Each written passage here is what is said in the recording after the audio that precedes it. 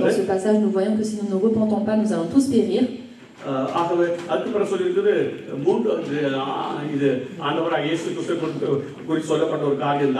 Ce passage parle de Jésus-Christ.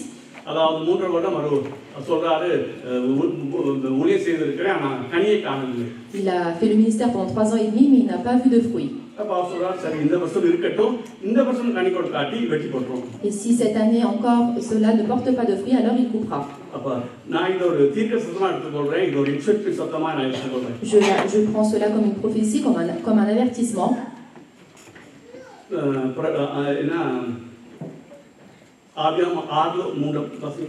Nous allons prendre Genèse, chapitre 6, verset 3.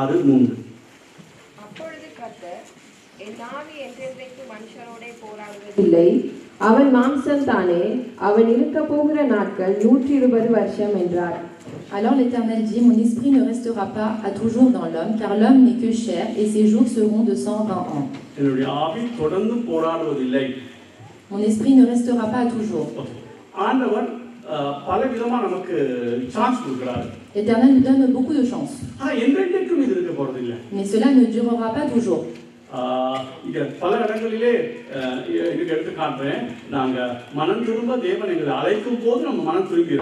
Quand l'Éternel nous appelle à nous repentir, nous devons nous repentir.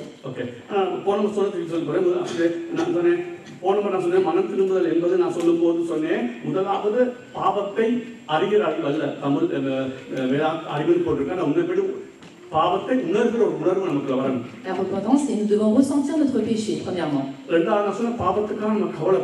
Et deuxièmement, nous devons nous attrister concernant le péché que nous avons commis. Et nous devons cibler ce péché et nous devons confesser.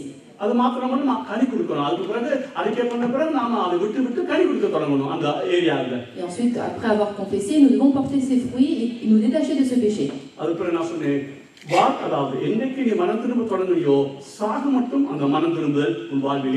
Du jour où tu as commencé à te repentir, alors jusqu'à ta mort, tu vas continuer à te repentir de jour en jour.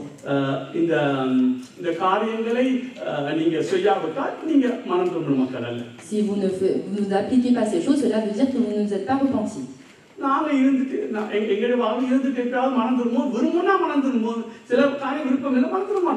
Si nous le souhaitons, si nous le désirons, nous nous repentons.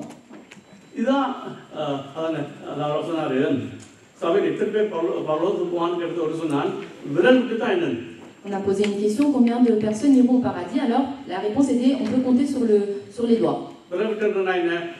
Qu'est-ce que cela veut dire? 10 personnes au maximum.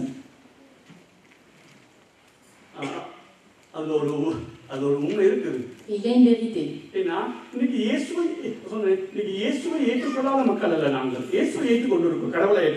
Nous avons accepté Jésus-Christ comme Dieu. Et nous avons accepté Jésus-Christ sans même nous repentir. Essayez de réfléchir.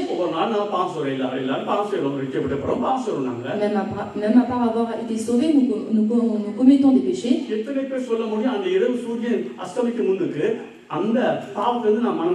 Combien d'entre nous pouvons dire avant même que le soleil se couche, nous nous repentons? Écoutez ce que je vais vous dire. Il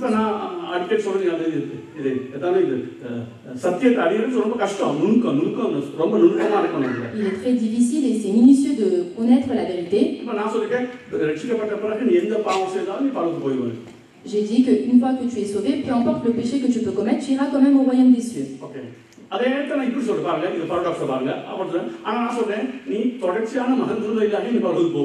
Et de la même manière, si tu ne te repens pas continuellement, alors tu ne pourras pas aller au paradis.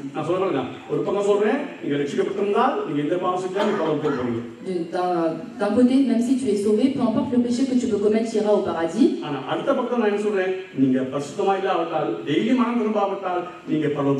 Et d'un autre côté, si tu n'es pas saint et si tu ne te repens pas continuellement, tu ne pourras pas aller au paradis. Et c'est difficile à vous expliquer parce que c'est contradictoire.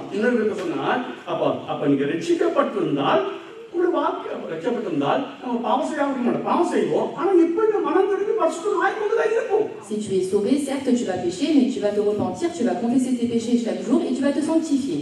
சரி, இப்போ பல பேர் போறாங்க இல்லைன்னு சொல்லுங்க. இப்போ நான் சொல்ற உபதேசத்தின் படி இப்போ நான் சொல்றேன், அதாவது நீங்க மனம் திரும்பருக்கு ஒவ்வொரு நாளும் மனம் திரும்பருக்கு அப்படி இல்லைன்னு பரவம் பண்ணான்னு சொல்றேன். Tu dois te repentir chaque jour. Si tu ne te repens pas, tu ne pourras pas aller au paradis.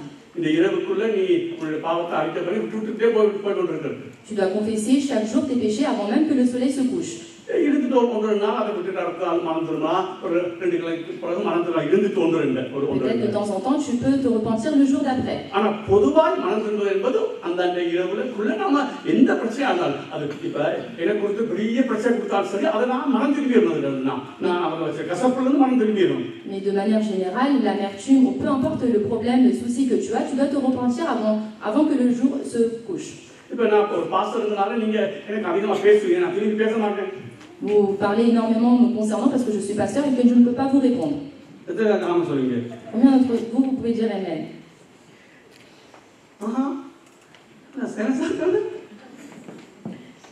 Ok, சரி. ஆனா நீங்க பேசுறீங்க வைங்க. Admettons que vous parlez de moi. எனக்கு கோபம் வரும், நான் ஒரு மனுஷன் தான். Je suis un homme, je peux me mettre en colère. ஆனா அடுத்த நாளுக்கு அதை தொடர்ச்சியான அடுத்த நாளுக்கு அதுதான் நான் கொண்டு போய் கொண்டிருப்பேன். அது எந்த ஒரு பிள்ளை நீங்க தான் பழத்துக்கு வைங்க, சும்மா வச்சுக்கொள்வோம், நீங்க தான் பழத்துக்கு வச்சுக்கொள்வோம். Admettons que c'est vous, vous avez commis l'erreur. ஆனா நான் அதை மனதில் வச்சு தொடர்ந்து போய் கொண்டிருந்தா நான் ரட்சிக்கப்பட்ட கொடுத்துக்கொள்ள இல்லை. Mais si j'ai cette colère en moi et qui me poursuit chaque jour, alors cela veut dire que je ne suis pas sauvé. சத்தியமா சொல்றேன். இப்ப இந்த அடிப்படையில எத்தனை பேர் நம்ம பரலோகத்துக்கு போக நம்ம எதிர்பார்க்கிறோம்? Donc avec cette vérité, combien d'entre nous allons accéder au paradis? ரொம்ப குறைவா இருக்குமா கூடவா இருக்குமான்னு சொல்லுங்க. Est-ce qu'il y aura beaucoup de personnes ou il y aura peu de personnes? குறைவா தான் இருக்கு. Il y aura peu de personnes. நான் சொன்னேன், ரொம்ப கடினமான பாதைக்குள்ளால் தான் தேவன் நம்மை பரலோகம் கொண்டு போகிறார். L'Éternel va nous ramener dans un chemin étroit pour pouvoir accéder au paradis. அதாவது நான் அடிக்கடி நான் சொன்னேன், நீங்க போன சொன்னேன், அடுத்த உலகத்தை குறித்து சரியான உண்மையா இருதயத்தை அடுத்த உலகத்தின் மகிமை நீங்க உணராதவங்க அநேகர் நீங்க போக மாட்டீங்க. கஷ்டம். Si vous n'avez pas l'image, la gloire du monde à venir, alors beaucoup d'entre nous n'allons pas aller au royaume des cieux. இக்காலத்து பாடுகள் இனி ஒரு மகிமைக்கு ஒப்பானது அல்ல என்பதை இதயத்தை ருசிக்காதவர்களுக்கு இந்த மனம் திரும்பலாம் செய்கிறார். Parce que les problèmes, les épreuves que nous traversons ici, nous ne pouvons pas comparer au monde à venir. நான் சொன்னேன் ஒருவன் நான் ஒன்றும் செய்யாம என்ன பகிச்சாக்குற அவன் அந்த கோபத்தை நான் தொடர்ந்து வச்சு கொண்டு இருப்பான் தான் நான் ரட்சிக்கப்பட்டவன். Si j'ai une colère en moi contre quelqu'un continuellement, alors cela veut dire que je ne suis pas sauvé. ஆனா நாங்க எத்தனை பேர் அவங்க கொலைபடல, நாங்களே கொலைவிட்டு நாங்களே மன்னிப்பு கேட்காம எத்தனை பேர் நம்ம இதுக்குள்ள இருக்கிறோம்? Combien de personnes les autres n'ont pas peut-être commis l'erreur, mais nous-mêmes nous commettons l'erreur et nous ne sommes pas sauvés et nous sommes assis dans cette place. அது கணவன் மனைவியா இருக்கட்டும், que ce soit mari et femme, பிள்ளைகளோட இருக்கட்டும், que ce soit avec les enfants, pastor விசுவாச உறவா இருக்கட்டும், que ce soit la relation entre le pasteur et les fidèles, எதுவா இருக்கட்டும், peu importe. எத்தனை பேர் நாமளே கொலைவிட்டு நாம இன்னும் மனம் திரும்ப ஆரம்பிக்கிறோம்? Combien d'entre nous avons peut-être commis l'erreur et nous ne sommes pas encore repentis? Alors comment nous allons aller au paradis?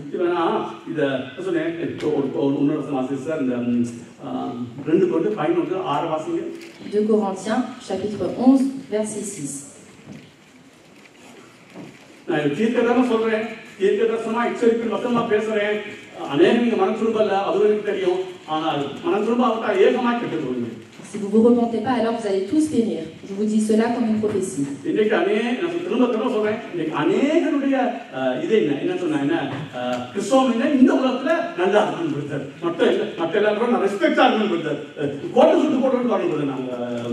Beaucoup d'entre nous pensons que le christianisme c'est vivre une bonne vie ici dans ce monde. நான் பேச்சிலே கல்லாதவனாய் இருந்தாலும் பேச்சை கல்லாதவனா என்ன இல்ல பேசுறேன்னா அந்த அதாவது அந்த இந்த காரங்கள் இது அவன் வாழ்ந்த காரங்களை ஒரே சொல்லுவாங்க. அவங்க பேசும்போது வல்லமையா அடுக்கு மணி வச்சு நல்லா பேசுவாங்க. Donc le rapport du langage, c'est une personne qui parle correctement. அப்படி பேச வராது. Moi je ne parle pas de cette manière-là. அறிவிலே கல்லாதவன் அல்ல, ஆனா எனக்கு விஷயம் தெரியாதவன் அல்ல. Mais je ne suis pas un ignorant. இப்போ நான் சொல்றேன், எனக்கும் ஒழுங்கா வராது ஒரு பிரசங்கம் பண்ண. Moi, je n'arrive pas très bien à prêcher la parole. ஆனா கல்லாதவன் அல்ல. Mais cela ne veut pas dire que je n'ai pas de connaissances. இந்த நீங்க இத अनेகர் இத சிம்பிளா இவ்வளவு இருக்கான்னு எடுத்துக்கொள்ளணும்னு எனக்கு தெரியும். Et je sais que certains d'entre vous allez prendre comme cela à la légère. இதுக்காக தான் நான் ஒரு புத்தகம் வாங்கினேன் 400 பக்கம். J'ai acheté un livre qui a à peu près 400 pages. அது Creeds, Confession, Catechism சொல்லி ஒரு புத்தகம். C'est un livre que j'ai acheté. அதுல நீங்க இப்ப பாருங்க என்ன சொல்றேன் கவனிங்க ஒரு தியோலஜி புத்தகம் வாசிச்சா ஒரு ஆள்ட ஒரு கருத்து தான் நம்ம வாசிக்க முடியும். Quand on lit un livre théologique, on peut lire un seul argument. ஆனா இதுல என்ன அட்வான்டேஜ் சொன்னால் Mais quel est l'avantage de ce livre? இப்ப பல பேர் அதாவது தனித்தனிப்பட்ட ஆட்களும் இருப்பாங்க ஒரு கூட்டமா சேர்ந்து எழுதின புத்தகம் அதுக்குள்ள இருக்கும் அந்த பேஜும் இருக்கும். Parce que dans ce même livre, on peut avoir l'argument d'un seul auteur, mais d'un groupe de personnes aussi. அப்ப இப்ப ஒரு தியோலஜி புத்தகம் வாசிச்சா மனந்திருந்தது குறித்து ஒரு ஆள் எழுதின ஒரு குறிப்பிட்ட அளவு தான் வாசிக்க முடியும். Dans un livre théologien, si on parle d'un seul auteur, il parlera par exemple seulement de la repentance. ஆனா இது அதாவது மார்ட்டின் லூதர் என்ன சொல்றது மறுமலர்ச்சி கொண்ட நாள்ல இருந்து ஒரு 300 வருடத்துக்குள்ள இருக்கிற மிகப்பெரிய கன்ஃபெஷன்ஸ் அல்லது கேட்டகிசம் கிரீட்ஸ் அதை எழுதி வச்சிருக்காங்க. Et dans ce livre, on parle de Martin Luther, mais également d'autres auteurs qui parlent de plusieurs arguments. So அந்த காலத்துல கிறிஸ்தவத்துக்கு பொற்காலம்னா அந்த 1500 வருஷம் 1800 வருஷம் தான் அந்த பொற்காலம் கிறிஸ்தவத்துக்கு பொற்காலம். Le christianisme, où on parle de l'enseignement, c'est dans les années 1500, entre 1500 et 1800. இந்த இடைப்பட்ட காலத்தில் எழுதப்பட்ட இந்த காரியங்களை தொகுத்து ஒரு புத்தகத்துல எழுதியிருக்காங்க. Et donc on a regroupé toutes ces informations et on a écrit dans un seul et même livre. OK. அப்ப எல்லாத்தையும் சேர்த்து ஒரே புத்தகத்துல எழுதியிருக்காங்க. On a écrit tout cela dans un seul et même livre. அது மாத்திரமல்ல பின்னுக்கு நீங்க எடுத்தா இப்ப ரிப்பெண்டன்ஸ் ரிப்போர்ட்டா எந்த கன்ஃபெஷன் அல்லது எந்த கேட்டகரிஸ்ல எந்த பக்கத்துல இந்த மனந்திருந்ததை பற்றி எழுதி இருக்குதோ அதை நாம பார்த்துட்டு அவர்கிட்ட வாசிக்கணும். Et donc quand on parle de la repentance ou de la confession des péchés, donc on peut se référer à plusieurs années. ஃபுல்லா நான் வாசிச்சேன். Et j'ai pu lire tout entièrement. இதத்தான் சொல்றாங்க அதாவது கண்டினியூஸா தொடர்ச்சியா ஒருவன் மனந்திருந்தது இல்லாட்டி அவனுக்கு ரட்சிப்பு இல்லை. Si une personne ne se repent pas continuellement, alors cela veut dire qu'il n'est pas sauvé. அதாவது இந்த greets catechism 6 வாசிச்சேன். Donc j'ai pu lire 6-7.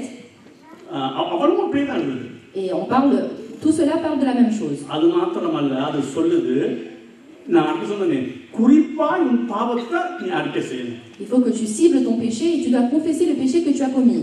நீ எத்தனை பேர் ஒவ்வொரு நாளும் உங்களுடைய பாவத்தை குறிப்பாய் சொல்லி இதில் இருந்து ஆண்டவரே நான் மனம் திரும்புறேன் மனம் திரும்புறதுக்கு கிருபை தாரும் அல்ல கிருபை தாரும் ஜெபிக்கணும்னு நான் மனம் திரும்புறேன்னு திருப்பி சொல்றோம் நாங்க. Combien d'entre nous confessons notre péché que nous avons pu commettre le jour même et nous décidons de ne plus produire ce péché. நான் ஒரு நாள் ரெண்டு நாள் சொல்லல. Je ne parle pas de 1 ou 2 jours. நீ ரட்சிக்கப்பட்டது தொடர்ச்சியா இப்படி நீ செய்கிறாயா அல்லது இடையில ரட்சிக்கப்பட்டிருந்தா அந்த ரட்சிக்கப்பட்ட நாள் இருந்தாலும் நீ செய்கிறாயா? Est-ce que tu as fait cela? Est-ce que tu fais cela du premier jour de ton salut? யோசிச்சு பாருங்க. Essaye de réfléchir.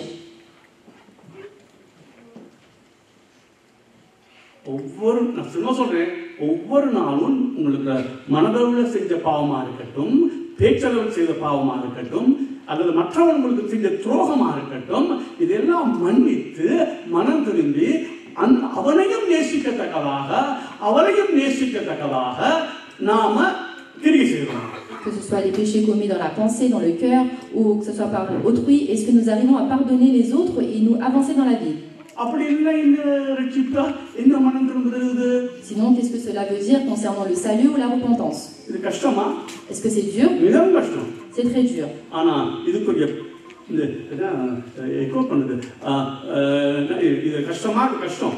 Est-ce que c'est dur? Oui, c'est dur. Nous allons rentrer dans la difficulté.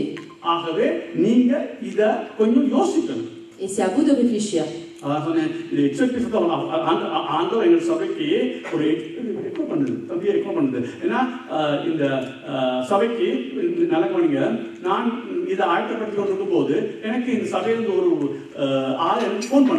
Quand j'ai préparé la prêche, il y a une personne qui m'a appelé. ஆண்டவர் தன்னோடு சில காரியங்கள் பேசணும்னு சொன்னாரு. Il a dit que l'Éternel lui a parlé concernant certaines choses. அதெல்லாம் நான் சொல்ல விரும்பல. Je vais pas citer ces points-là. இப்ப அவருக்கு தீர்க்கமா சொல்லப்பட்டது.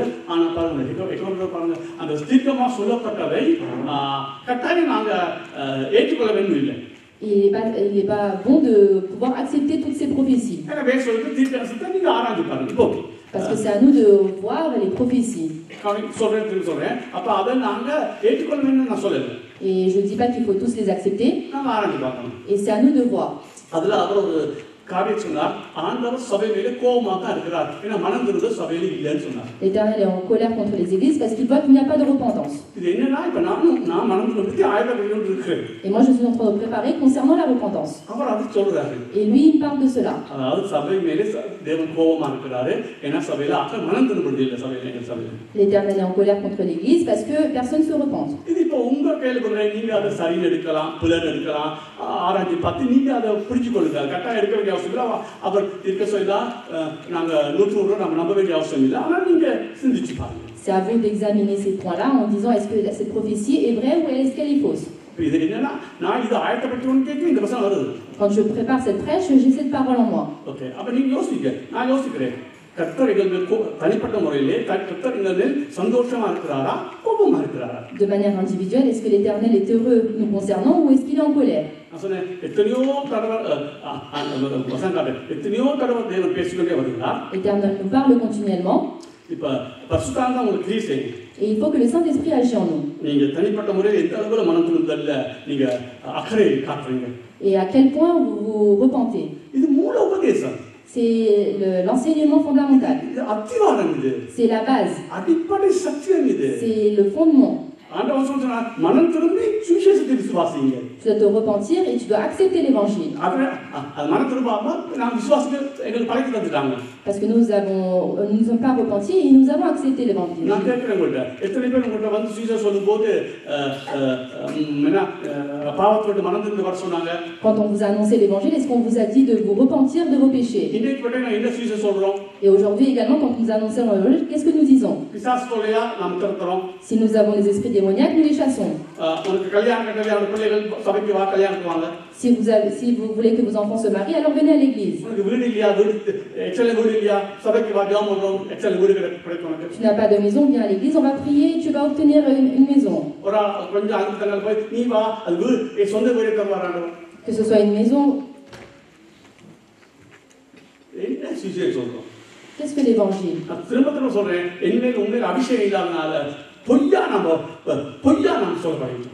Nous n'avons pas l'onction de l'Éternel, c'est pourquoi nous disons de fausses arguments. Et moi aussi également, c'est difficile d'enseigner. Et je sais que beaucoup de personnes s'élèveront contre moi.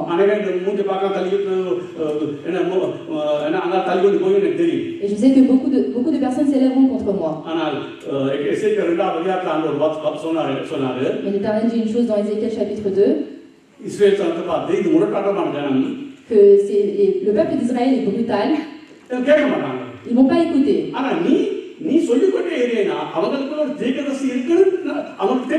Mais tu dois continuellement dire ces paroles parce qu'ils doivent savoir qu'il y a un prophète parmi eux.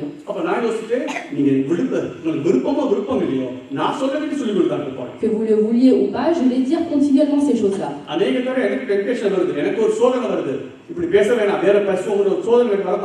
Et j'ai également des tentations en disant que je ne dois pas annoncer de telles choses.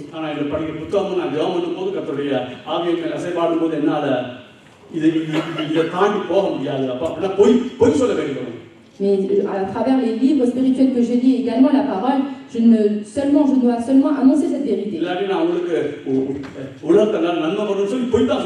Sinon, je vais vous dire de faux enseignements en disant que vous aurez des biens en ce monde.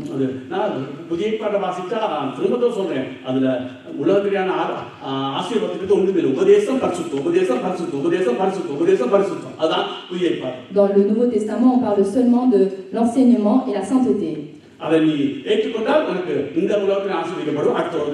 Et si tu l'acceptes, alors tu seras béni dans ce monde et dans le monde à venir. Est-ce que nous obtiendrons tout dans ce monde? Non. Mais dans le monde à venir, tu obtiendras toutes les choses au-delà de tes pensées.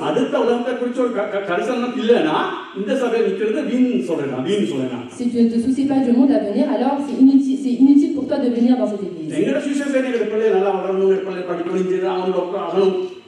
C'est certes, nos enfants doivent faire des bonnes études et avoir un bon travail.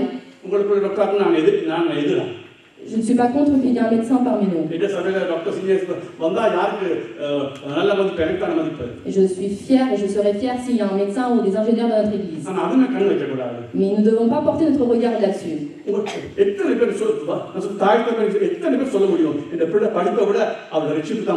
Combien de parents nous pourront dire que par-dessus leurs études, le salut est important pour mon enfant? Et moi, je peux dire par-dessus ma santé, par-dessus mon ministère ou par-dessus toutes les choses, c'est le salut qui est plus important. L'Éternel nous affermit et nous corrige tous les jours. Et ces choses ne sont pas comparables à la gloire à venir.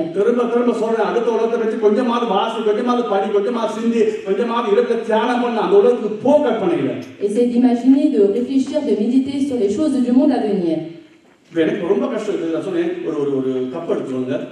Prenez-moi un verre. Et admettons qu'on met du café et il y a une trace. Et on ne peut pas laver en un seul jour.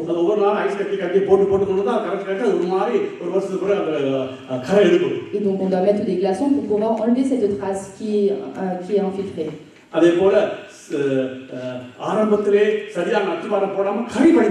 De la même manière, nous avons des traces parce que nous n'avons pas mis de bons fondements. Et beaucoup d'entre nous, nous crions l'évangile, mais ce n'est pas la bonne évangile. Et nous montrons comme un bon évangéliste. Mais nous n'avons pas envie de dire le bon évangile. Ce n'est pas grave si les autres ne viennent pas, mais dis la vérité. Et autant voulu, l'Éternel fera les choses. Et je sais que jusqu'à présent, l'Éternel n'a pas fait de grandes choses, mais l'Éternel fera les grandes choses. Je demande une chose à l'Éternel.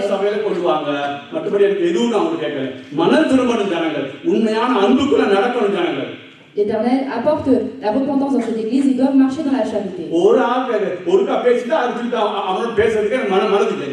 Et quand une personne nous parle, il faut beaucoup de personnes nous agissons contre cette personne.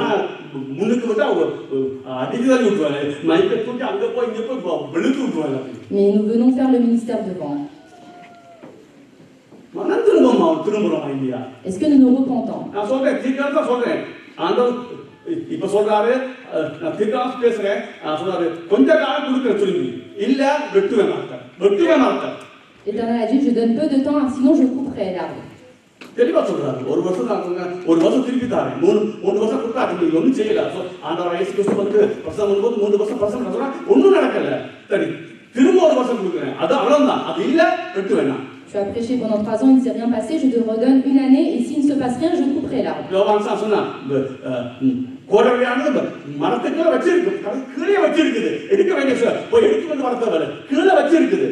Et Jean-Baptiste a même dit qu'il est planté sous l'arbre. Si tu ne portes pas de fruits, alors je couperai. Que ce soit moi non plus.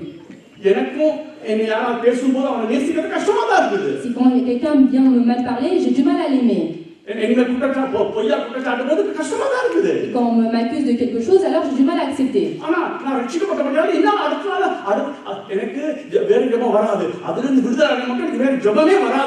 Mais je n'arrive pas à passer à autre chose jusqu'à que je me délaisse de ce problème-là. Et je dois obtenir la victoire. Je dois enlever cette amertume. Peut-être qu'il n'a pas fait exprès, il a mal parlé, c'est pas grave, il doit être béni.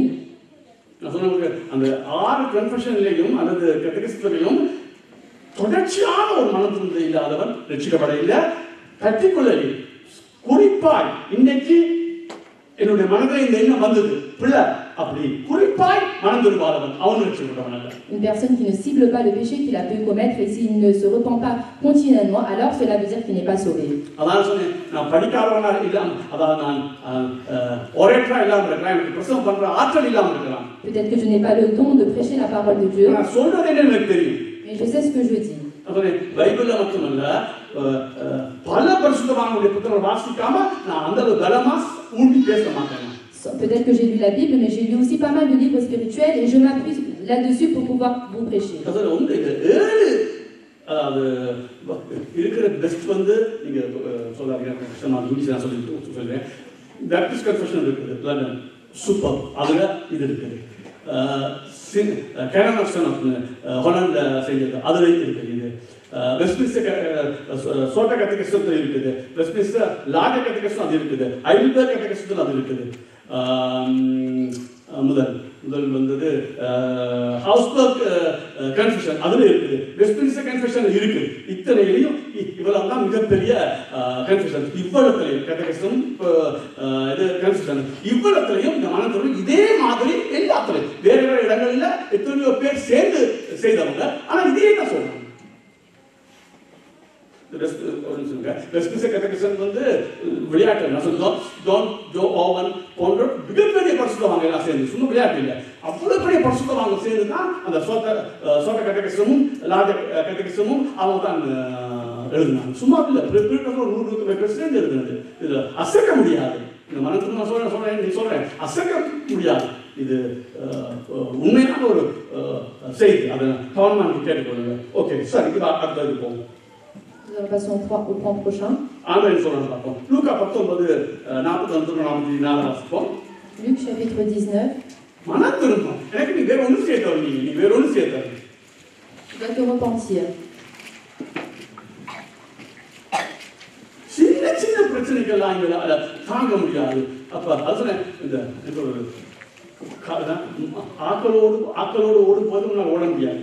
Si tu n'arrives pas à courir avec un groupe de personnes,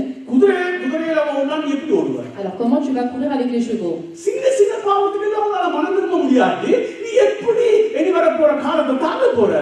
déjà pour les petits problèmes tu n'arrives pas à te repentir, alors comment tu vas supporter les choses à venir? Et le diable va arriver et il va t'éprouver. எனக்கு விளங்கல காரணம். அந்திகிஸ்ட் எங்க வருவான், ஜப்பான்ல வருவானா, எருசலேம்ல இருந்து வருவானா? L'antichrist, est-ce qu'il va arriver de Japon ou de Jérusalem? Est-ce que tu as besoin de ces choses-là? Peu importe d'où il vient. வெளிப்பட்ட சுவிசேஷத்துல என்ன எழுதிருக்குது? வெளிப்பட்ட சுவிசேஷம் மொத்தம் என்னன்னா, qu'est-ce qui est écrit dans l'Apocalypse? Tu vas être dans les épreuves. Mais est-ce que tu vas finir jusqu'à la fin? இதெல்லாம் நடக்கும் போது mais est-ce que tu vas être ferme dans tous ces points-là et est-ce que tu vas finir dans la sainteté?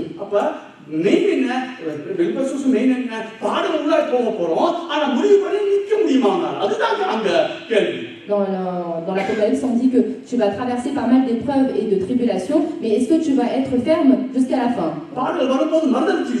Et est-ce que sinon, est-ce que tu vas renier quand tu auras des épreuves, des tentations?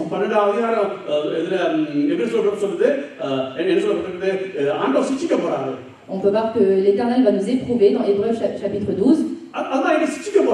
Et il va nous corriger. Il va nous conduire dans des problèmes. Pour nous sanctifier. Est-ce que tu vas rester ferme? Sinon cela veut dire que tu n'es pas sauvé.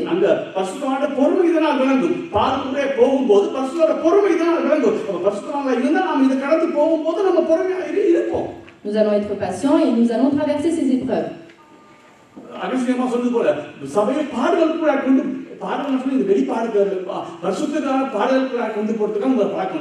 Nous allons voir si l'Église, l'Éternel nous fait traverser des épreuves, des tentations. Je ne suis pas rassasié. Nous vivons dans ce monde. Nous parlons seulement par la bouche du monde à venir, mais notre vie ne ressemble pas à celle-là.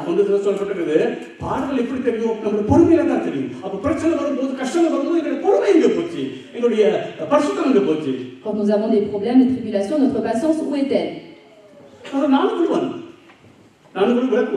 Moi aussi, je peux chuter également.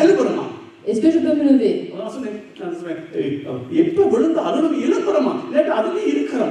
Quand je chute, est-ce que je me relève ou est-ce que je suis?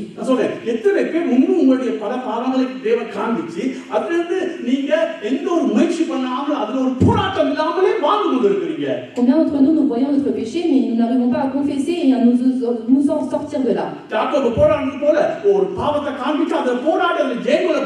Comme Jacob, quand je vois mon péché, est-ce que j'essaie de surmonter ce péché et aller au-delà?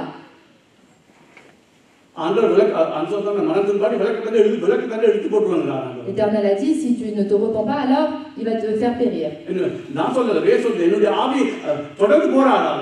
Que mon âme ne combattra pas continuellement. L'Éternel a donné beaucoup de chance. Il ne va pas combattre continuellement. Et il t'enlèvera.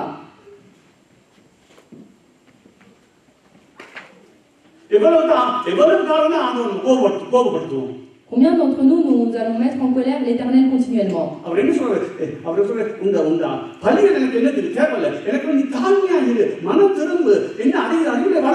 L'Éternel veut que nous soyons humbles, que nous nous repentons et que nous le connaissons.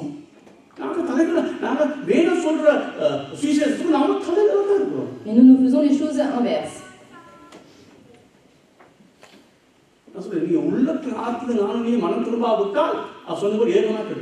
Si nous ne repentons pas réellement dans notre cœur, alors nous allons tous périr.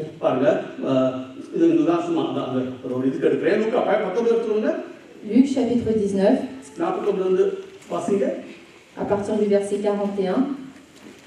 அவர் சமீபமாய் வந்தபோது நகரத்தை பார்த்து அதற்காக கண்ணீர் விட்டழுது, உனக்கு கிடைத்த இந்த நாளிலாகிலும் உன் சமாதானத்துக்கு ஏற்றவைகளை நீ அறிந்திருந்தாயானால் நலமாயிருக்கும். நான் அதான் சொல்றேன், எங்களுக்கு கிடைச்ச இந்த நாளிலேயாவது நாம மனம் திரும்புதலுக்கு உண்மையாய் யாராவது ஒரு ஆள் ஒப்பு கொடுத்தாலும் அது மிகப்பெரிய காரியம். Si en ce jour qui t'est donné, alors si tu te repens, alors ce sera une grande chose.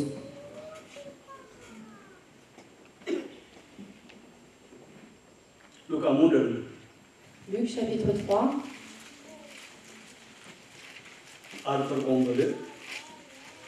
Du verset 6 au verset 9. அவன் யோர்தான் நதிக்கு அருகான தேசமெங்கும் போய் பாவ மன்னிப்புக்கென்று மனம் திரும்புதலுக்கேற்ற ஞானஸ்நானத்தை குறித்து பிரசங்கித்தான். அவன் தன்னிடத்தில் ஞானஸ்நானம் பெறும்படிக்கு புறப்பட்டு வந்த திரளான ஜனங்களை நோக்கி, விரியன் பாம்பு குட்டிகளே, வருங்கோபத்துக்கு தப்பித்துக் கொள்ள உங்களுக்கு வகை காட்டினவன் யார்? மனம் திரும்புதலுக்கு ஏற்ற கனிகளை கொடுங்கள்.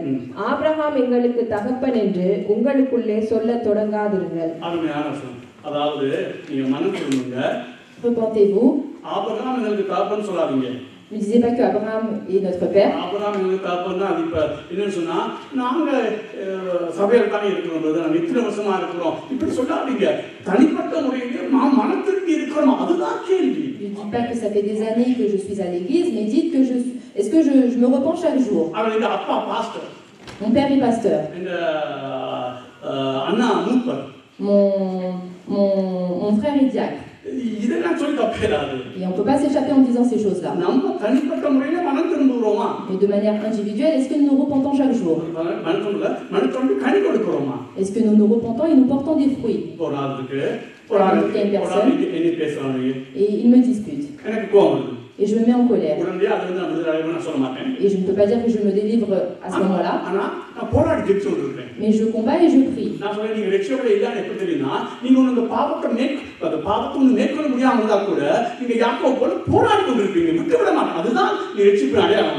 Mais même si tu n'arrives pas à te sortir de là, est-ce que tu combats pour ce péché-là, pour t'en sortir? Mais nous ne combattons pas, mais nous essayons de nous venger. On dit qu'il faut qu'un malheur se passe à lui. Moi également, j'ai prononcé ces paroles. et je me repens. J'ai parlé en étant en colère. Pardonne-moi. Je combats. Et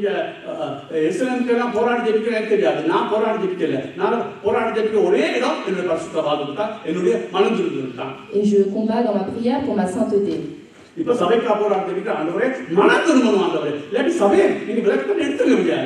combats également pour ma prière en disant que l'Église doit se repentir. Si le groupe de personnes ne se repent pas, alors comment on peut dire que c'est une église? Je parle de manière générale. Que ce soit moi également.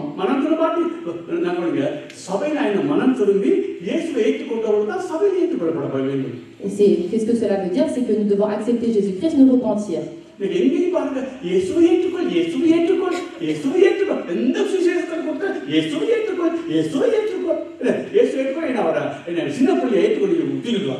Partout également, on entend parler de accepte Jésus-Christ, accepte Jésus-Christ. Est-ce que c'est un enfant pour qu'on l'accepte? Premièrement, est-ce que nous parlons de la repentance?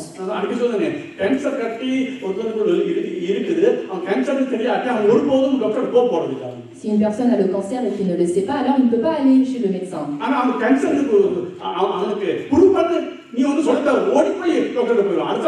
Mais si cette personne sait qu'elle a le cancer, alors il va automatiquement aller chez le médecin. De la même manière, si une personne est exhortée concernant le péché, alors la minute d'après, il va aller auprès de Jésus-Christ.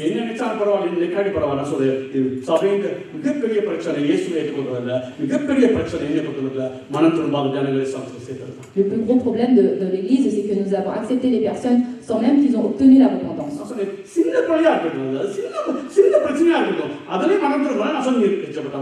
Que ce soit même un petit problème, alors si tu ne te repens pas, alors cela veut dire que tu n'es pas sauvé.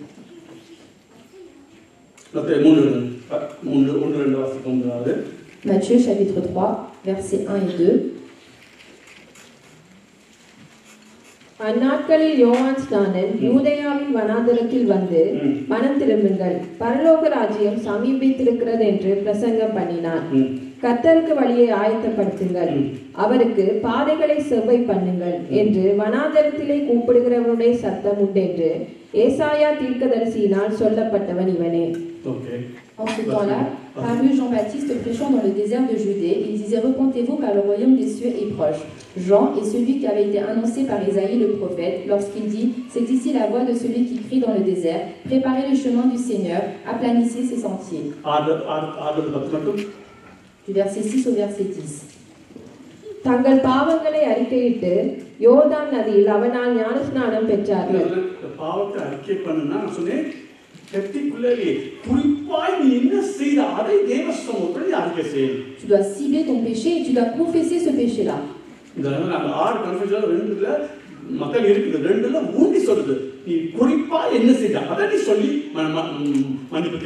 Et tu dois demander pardon, confesser le péché que tu as pu commettre.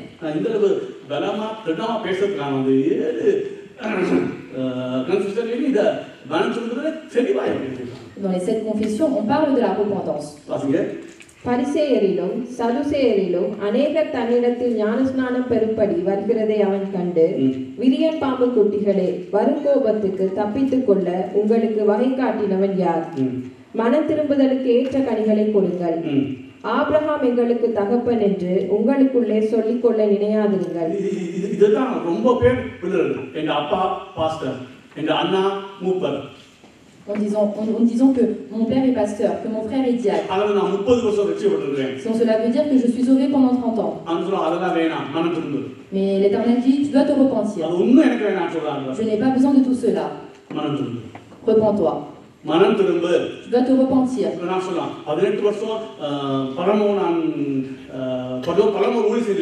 Je peux dire que j'ai fait 18 ans le ministère à Palerme. Mais l'Éternel dit, tu dois te repentir. Je n'ai pas besoin de toutes ces choses. Je t'ai donné par ma grâce. Mais aujourd'hui, tu dois te repentir. On ne parle pas de l'orgueil. Okay. So,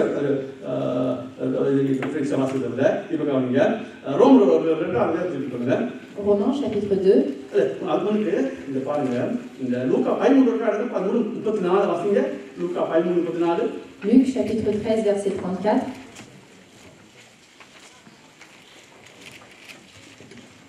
எருசலேமே எருசலேமே, தீர்க்கதரிசிகளை கொலை செய்து உன்னிடத்தில் அனுப்பப்பட்டவர்களை கல்லெறிகிறவளே, கோழி தன் குஞ்சுகளை தன் சிறகுகளின் கீழே கூட்டி சேர்த்துக் கொள்ளும் வண்ணமாக நான் எத்தனை தரமோ உன் பிள்ளைகளை கூட்டி சேர்த்துக் கொள்ள மனதாயிருந்தேன், உங்களுக்கோ மனதில்லாமல் போயிற்று. Jérusalem, Jérusalem, qui tue les prophètes et qui lapide ceux qui te sont envoyés, combien de fois ai-je voulu rassembler tes enfants, comme une poule rassemble sa couvée sous ses ailes, et vous ne l'avez pas voulu. கோழி தன் குஞ்சை சேர்த்துக் கொள்வது போல ஆண்டவர் சேர்த்துக் கொள்ள மனதா இருக்கிறார். இன்னொரு சொன்னால் இப்ப அந்த திரும்ப என்ன அழைக்கிறாரு, எத்தனை பேரை பிறப்பிட்டு இருக்கிற, எத்தனை பேரை நீ பாவம் செய்திருக்கிற, சரி பரவாயில்ல, இன்றைய நாளிலே உண்மையான ஒரு மனம் திரும்புவதற்கு நான் உன்னை சேர்த்துக் கொள்ள மனதா இருக்கிறேன், நீ மனம் திரும்பி எடுத்துறவா. Éternel, peut-être que tu as pu commettre des péchés, tu as pu commettre des erreurs, mais l'Éternel te rappelle à nouveau pour te repentir.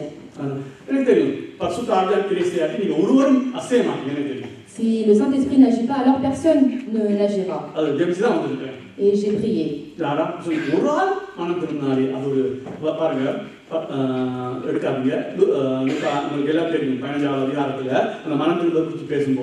Dans Luc chapitre 15, on parle de la repentance. Par une repentance d'une seule personne, il y a une grande joie au paradis. Une personne.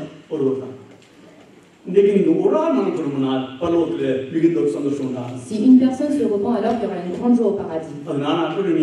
Que ce soit moi ou vous.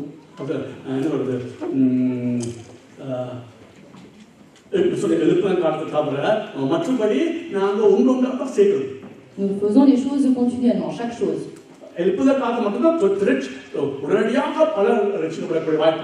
Mais c'est au temps de réveil qu'il y aura beaucoup de personnes qui seront sauvées.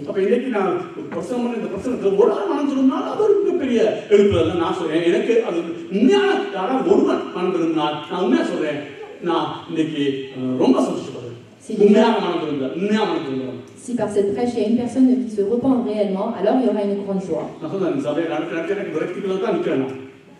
Je suis troublé de diriger cette église. Mais j'ai la foi que l'Éternel fera une grande chose.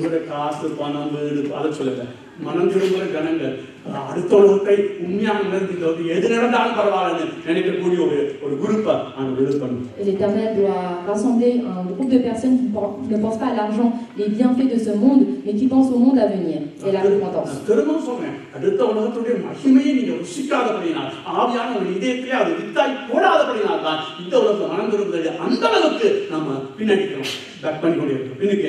Comme nous n'avons pas la vision, l'image du monde à venir et que le Saint-Esprit n'a pas mis cette semence en nous, alors nous repoussons la repentance dans ce monde.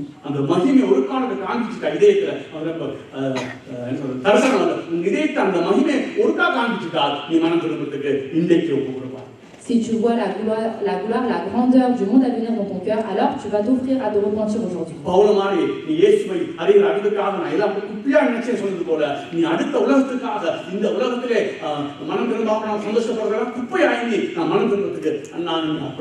Comme Paul a dit que tout était poussière dans ce monde, alors si tu te consacres et si tu penses au monde à venir, alors tu vas te repentir.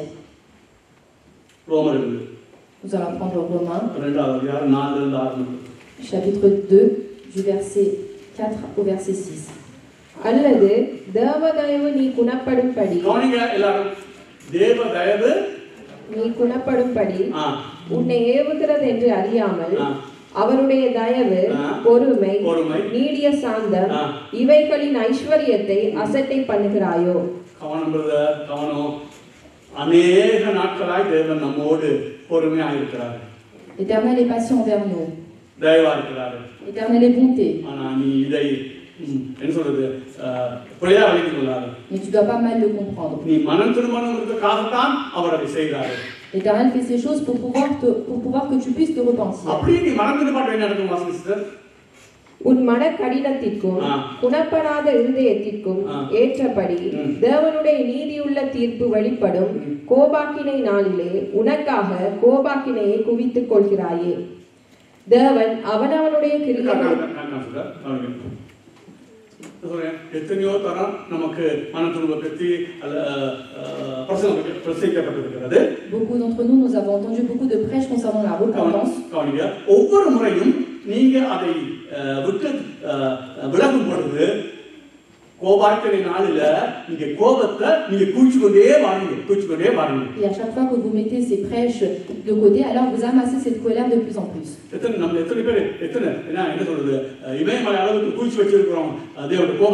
Combien d'entre nous, nous avons amassé la colère de l'Éternel?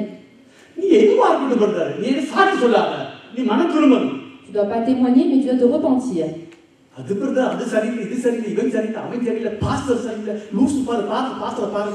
Le pasteur, il n'est pas bien, lui, il n'est pas bien. Nous ne devons pas accuser. Tu ne dois pas parler de quelqu'un à autrui.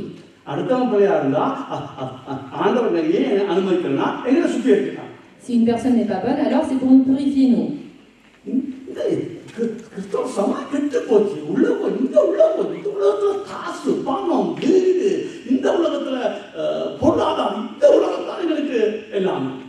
Nous pensons seulement dans le monde actuel, à l'argent, l'or, la richesse.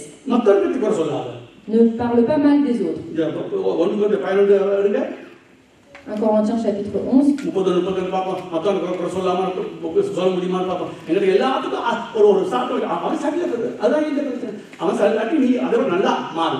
Lui, il n'est pas bien, elle n'est pas bien, mais c'est à toi de te corriger, de te rectifier. நம்மை நாமே நிதானித்து அறிந்தால் நாம் நியாயம் தீர்க்கப்படும். Tu dois te juger toi-même, pas les autres. Galates chapitre 6 verset 4. Mais pas le chapeau à la personne qui est à côté de toi.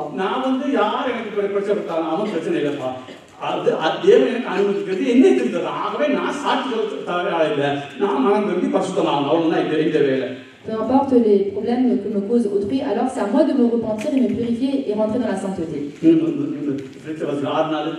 Que chacun examine ses propres œuvres et alors il aura sujet de se glorifier pour lui seul et non par rapport à autrui. அவனவன் தன் சுயக்கிரியை சோதித்து பார்க்க.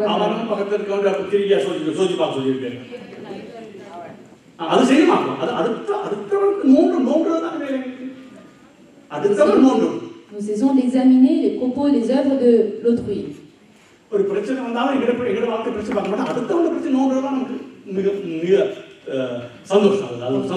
Quand nous avons un problème, nous regardons le problème de notre voisin et c'est ça qui nous apporte la joie.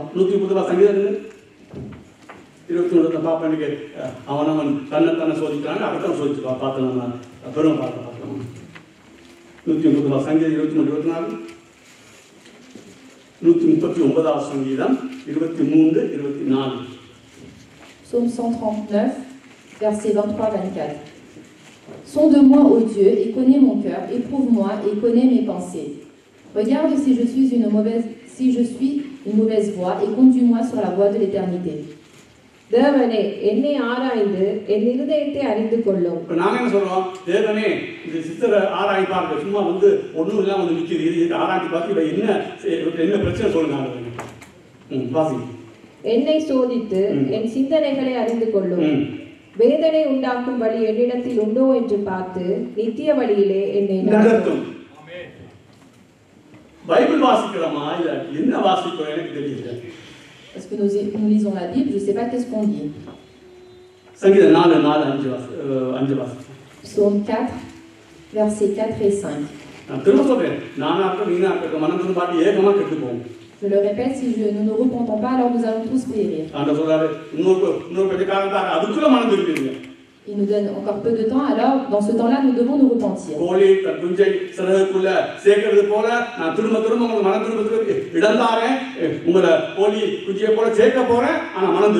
Comme la poule couvre ses ailes, alors nous devons nous repentir.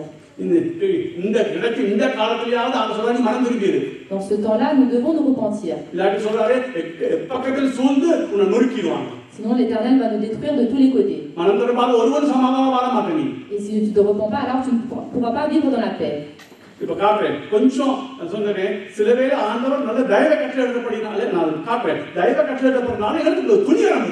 Peut-être que l'Éternel nous montre sa bonté, alors nous sommes des personnes audacieuses. இந்த லூசு pastor எவ்வளவு கேட்டாலும் நாங்க எவ்வளவு பழகிட்டோம் கத்தரை தண்டிச்சிருக்காரா இல்லையே இப்ப என்ன Nous disons que nous avons commis beaucoup d'erreurs, mais est-ce que l'Éternel nous a condamnés? Nous allons vivre comme ça jusqu'à la fin. Et nous sommes en train d'amasser la colère de l'Éternel. Et l'Éternel mettra sa colère sur ta tête un jour. Peu importe la personne. Que ce soit le pasteur, les diacres, l'Éternel ne ferait pas d'exception de personne. Versets 4 et 5, tremblez et ne péchez point, parlez en vos cœurs sur votre couche, puis taisez-vous. Offrez des sacrifices de justice et confiez-vous à l'Éternel. நீங்கள் கோபம் கொண்டாலும் பாவம் செய்யாதிருங்கள் உங்கள் படுக்கையிலே உங்கள் இருதயத்தில் பேசிக்கொண்டு அமர்ந்திருங்கள். ஒரு பிரச்சனை வந்துருச்சா இரவு படுக்க முன்னுக்கு பேசு நான் என்ன செஞ்சிருக்கிறேன் என்ன சொல்லியிருக்கிறேன் எந்த மாதிரி நான் செஞ்சிருக்கிறேன் நான் செஞ்சது சரியா என்னுடைய பேச்சு சரியா இருந்திருக்கலாம் ஆனால் என்னுடைய உள்ளான மனத்துல நான் அதை அப்படி சரியா நான் யோசிக்காம அவங்கள ஒரு மாதிரி தான் நினைச்சு இது எல்லாத்தையும் சிந்திச்சு கொண்டு இரவரவா. Si tu as pu commettre une erreur ou un problème, alors avant même de te coucher, essaye de repenser à ce problème-là. சரி 26 வீட்டுப்பாரு 26 மத்தேயு 20:22 ஆண்டவர் அந்த பந்தியில் இருக்கும்போது சொல்றாரு யாரு காட்டி கொடுப்பாங்க Dans Matthieu chapitre 26, qui va me montrer lors du repas? நான் அதே சொல்லிப்போம். Est-ce que si on nous aurait posé la question, qu'est-ce qu'on aurait répondu? சொல்லுங்க. இவரா ரொனால்டா இசையை போறாரு இப்படிதான் நம்ம கேட்டிருப்பாங்க அவங்க ஒரு நானா கேட்டாங்க. Ils ont répondu est-ce que c'est moi, est-ce que c'est moi? Ils n'ont pas accusé l'autrui. அப்போ யார் காட்டு கொடுக்கணும் நாங்கள் சொன்னால் அவனை தான் இருக்கும் நான் ஒரு நாள் செய்ய மாட்டேன் நான் இல்லை நானா அதுதான் முக்கியம் நாங்கள் இப்போ எங்களை ஆராய்ந்து பார்த்து பழகணும். Nous devons apprendre à nous examiner nous-mêmes individuellement.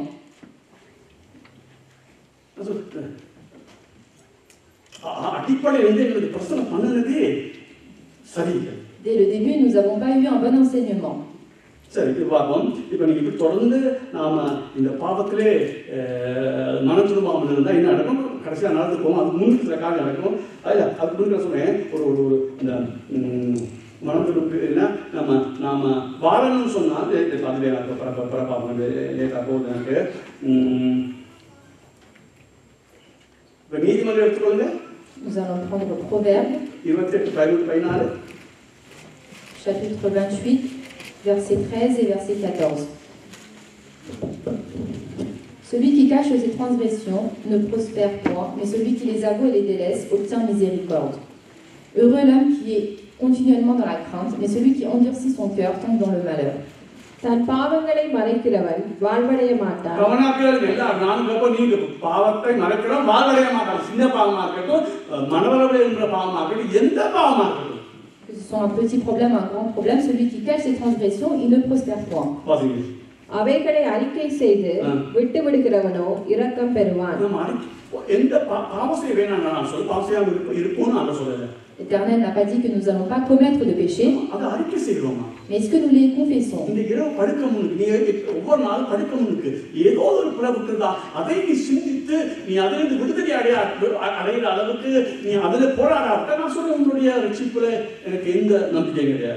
Si avant même de te coucher, si tu as pu commettre un péché, si tu ne le confesses pas, si tu ne prends pas la décision de t'en détourner, alors cela veut dire que tu n'es pas sauvé.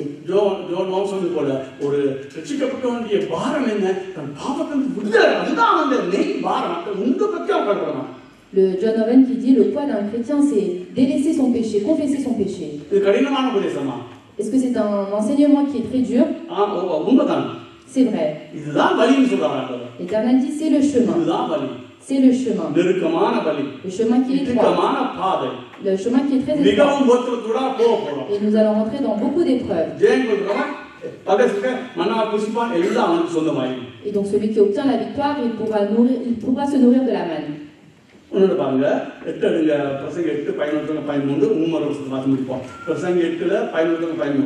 Ecclésiaste chapitre 8.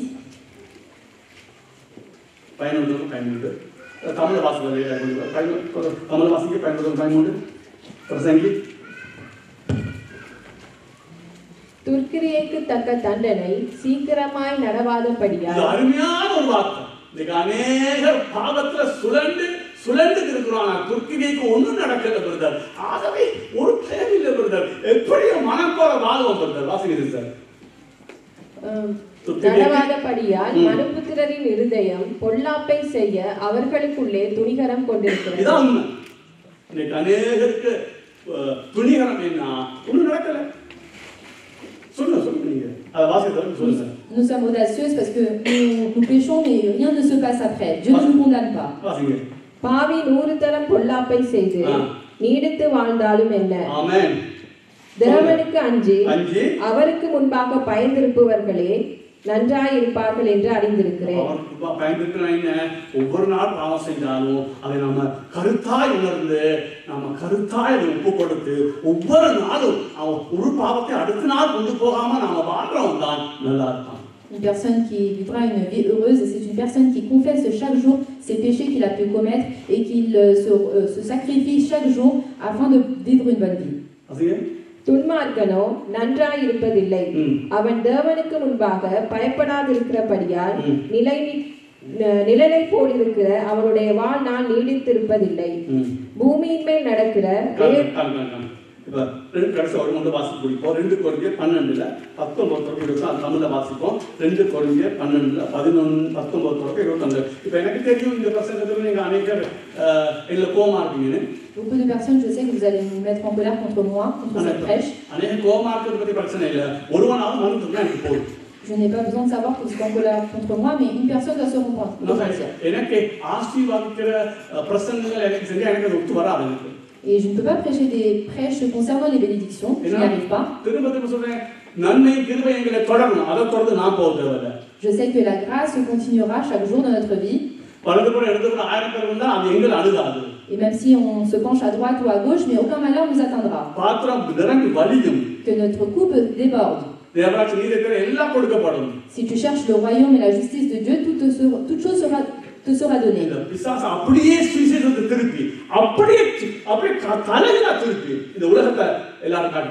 Le diable a détourné l'évangile à sa façon. Et c'est à nous de réinverser les choses. Et nous devons dire la bonne évangile. Une personne qui ne se repent pas, alors il ne pourra pas accéder au royaume des cieux. C'est pas demain, mais aujourd'hui.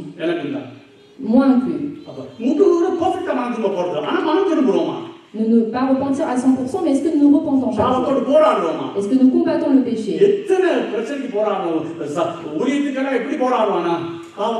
Nous combattons pas mal de problèmes, que ce soit le ministère ou autre chose, mais est-ce que nous combattons contre le péché? Et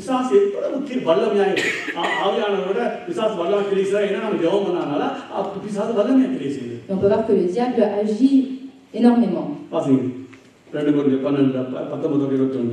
நாங்கள் யோக்கியர்கள் என்று விளங்கும்படி உங்களிடத்தில் பேசுகிறோம் என்று எண்ணுகிறீர்களோ? தேவனுக்கு முன்பாக கிறிஸ்துவுக்குள் பேசுகிறோம்.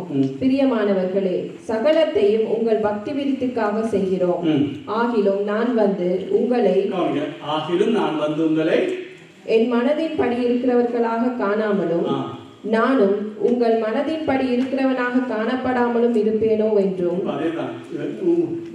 எனக்கு ஒரு பிரச்சனை இருக்குன்னா நான் என்னத்தை பேசுறேன், நீங்க மனம் திரும்பணும், இதுதான் நீங்க செய்யணும். அப்பதான் நான் உங்களோட ஒத்து போக முடியும்.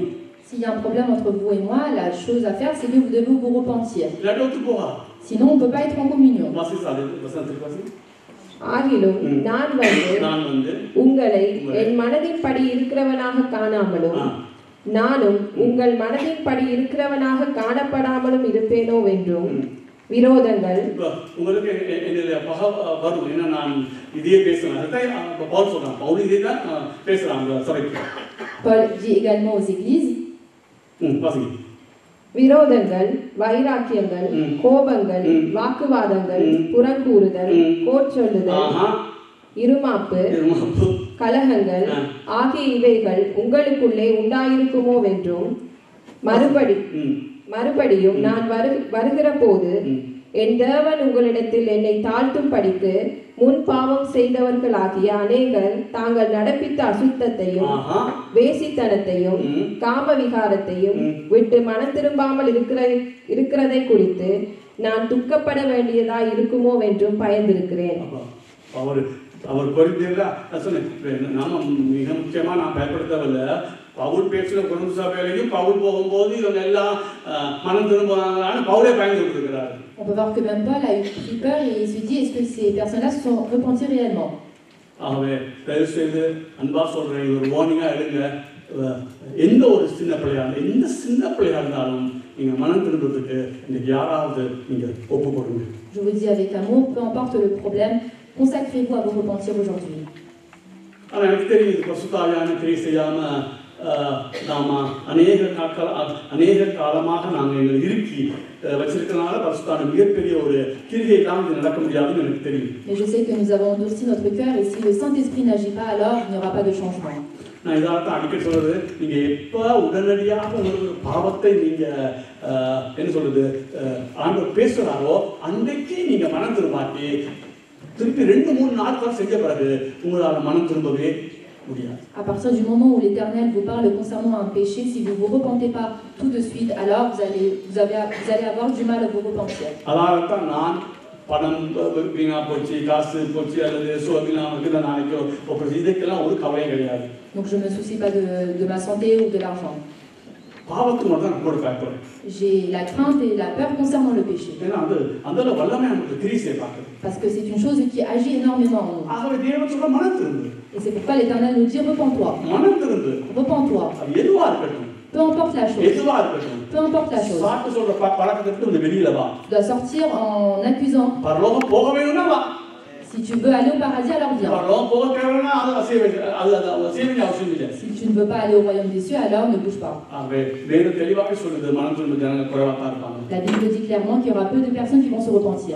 அதாவது மனம் திரும்பாமே இருந்தால் இதயத்தை கண்ணப்படுத்திக் கொண்டால் திடீர்னு என்ன செய்யும் நடக்கும், சகாயமின்றி சடுதியே ஐயோ சொல்லக்கூடாது, யார் நாசம் சொல்லுங்க, கெட்ட வார்த்தை பேசக்கூடாது sir. Si tu ne te repens pas, alors tu vas périr. ஆண்டவர் தன்னுடைய கிரியை தொடங்கியிருக்கான்னு நான் நினைக்கிறேன். ஆகவே தயவு செய்து இன்னைக்கு வீட்டில் போய் அல்லது நாளைக்கு ஒரு உபாசம் பண்ணியாவது தேவரி நான் சரியான மனதில் இருக்கிறேன்னு ஒரு பாருங்க.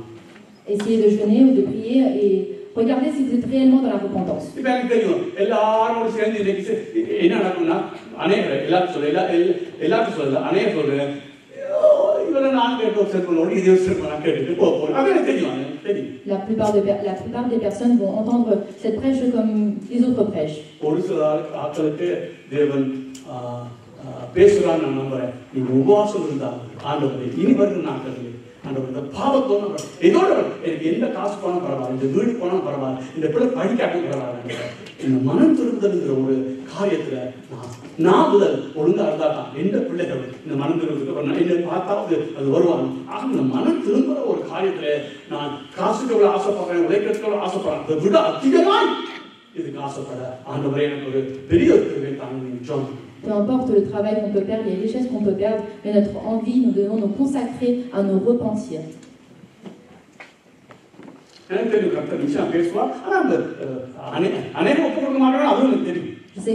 Je suis certain que l'Éternel parlera, mais je sais également que beaucoup d'entre nous n'allons pas nous consacrer à cette prière. Et je sais que beaucoup de personnes, toutes les autres personnes ne seront pas ainsi. Mais au moins quelques personnes vont se consacrer. Il faut consacrer en ciblant les points. Pas dire Alléluia avec un groupe de personnes. Mais aujourd'hui, je vais me consacrer.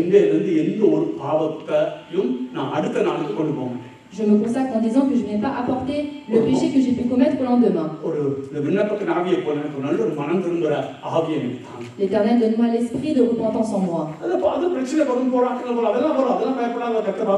J'aurai des problèmes, des tribulations, mais l'Éternel s'en occupera.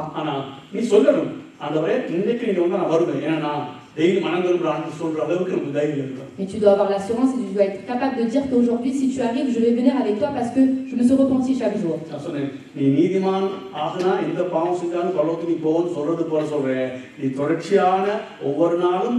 உள்ளத்திலேயோ வெளியாலேயோ செய்கிற பாவங்களை அறிக்கை செய்யாவிட்டால் நீ நீதிமான்கிறது நான் நம்ப மாட்டேன். Comme je dis que si un juste commet un péché, il accédera au royaume des cieux. Alors si tu ne te repens pas chaque jour, alors tu ne pourras pas aller au paradis. Parce que sans la sainteté, personne ne peut voir l'Éternel. Et sans se repentir, alors personne ne pourra obtenir la sainteté.